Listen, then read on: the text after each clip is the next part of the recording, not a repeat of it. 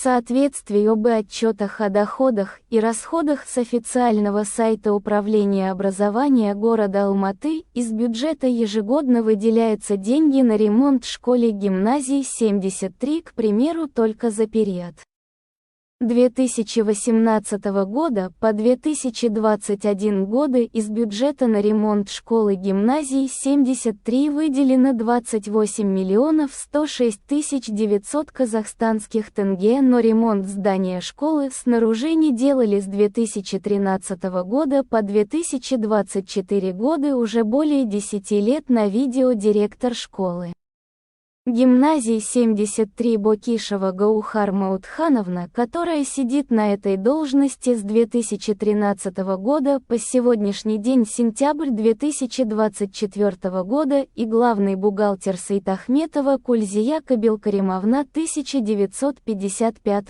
года рождения.